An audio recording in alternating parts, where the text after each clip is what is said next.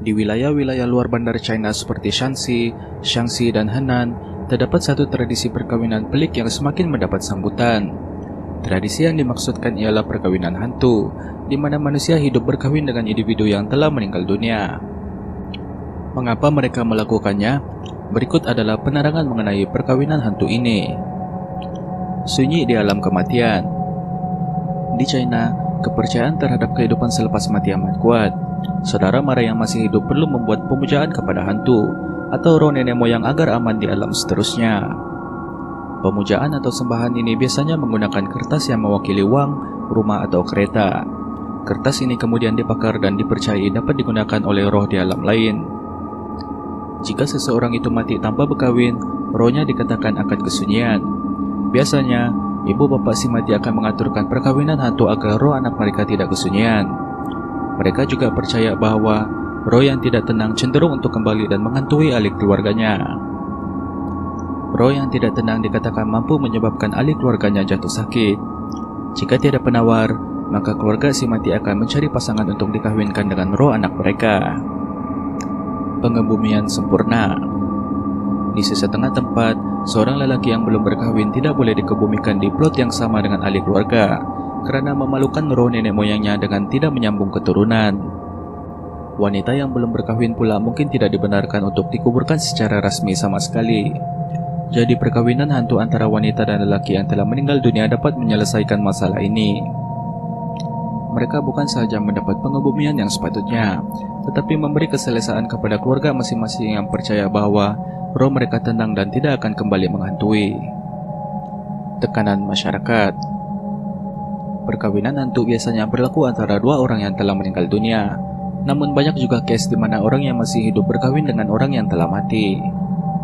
Di beberapa tempat di China, wanita yang belum atau lambat berkahwin bukan saja dianggap memalukan, malah menjadi beban kepada keluarga.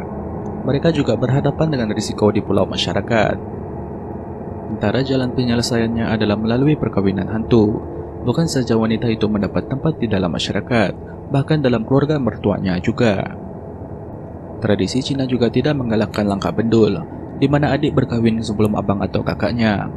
Jika abang atau kakak meninggal dunia sebelum berkahwin, perkawinan hantu membolehkan adik mereka berkahwin tanpa melanggar tradisi atau menyinggung roh si mati. Cinta pada pasangan. Sebilangan kes perkawinan hantu juga dilakukan atas perasaan cinta. Ia biasanya berlaku kepada pasangan bercinta atau bertunang di mana salah seorang daripada mereka meninggal dunia sebelum berkahwin. Perasaan cinta yang kuat membuatkan pasangan yang masih hidup memilih untuk berkahwin dengan pasangan mereka yang telah meninggal dunia. Pada tahun 2015, tular satu rekaman di mana seorang lelaki mengawini teman wanitanya yang telah meninggal dunia. Industri lumayan. Perkawinan hantu tidak jauh berbeda dengan perkawinan biasa. Industri perkawinan hantu juga berkembang dari masa ke semasa dan memilih pasangan boleh menjadi sesuatu yang sulit. Apabila China memperkenalkan polisi satu anak untuk mengawal populasi, banyak keluarga memilih untuk memiliki anak lelaki berbanding perempuan, memandangkan nilai mereka dalam tradisi Cina. Ada juga yang sanggup menggugurkan janin perempuan dan mencoba semula. Pada tahun 2018, lelaki dianggarkan 36,6 juta lebih ramai berbanding wanita di China. Keadaan ini sedikit sebanyak menyukarkan untuk mencari calon pengantin wanita sama ada hidup ataupun meninggal dunia. Menurut seorang juru rawat di Shanxi, berita mengenai gadis bujang yang nazak di hospital boleh menyebabkan orang ramai datang untuk membidanya bagi dijadikan pengantin. Malah ada keluarga yang sanggup menyerahkan anak mereka yang nazak kepada pembida tertinggi sebelum gadis itu meninggal dunia. Disebabkan permintaan yang tinggi, ada yang sanggup melanggar undang-undang seperti menculik, menjara kubur atau membunuh untuk menjual pengantin perempuan. Menurut Profesor Ping Yao, terdapat 12 kes bunuh di China yang dikaitkan dengan perkawinan hantu. Perkawinan hantu di negara lain. Walaupun perkawinan hantu populer di China, ia juga berlaku di negara-negara lain. Perkawinan seumpama ini dilihat berlaku di Prancis, Sudan, dan beberapa negara lain di Asia. Di Taiwan, ahli keluarga kepada wanita bujang yang meninggal dunia akan meletakkan duit dan helaian rambut si mati dalam sampul berwarna merah. Sampul itu akan diletakkan di tempat awam. Mana-mana lelaki yang mengambil dan membuka sampul harus menjadi pengantin lelaki wanita mati itu. Jika lelaki itu enggan, dia dipercayai akan mengalami nasib buruk.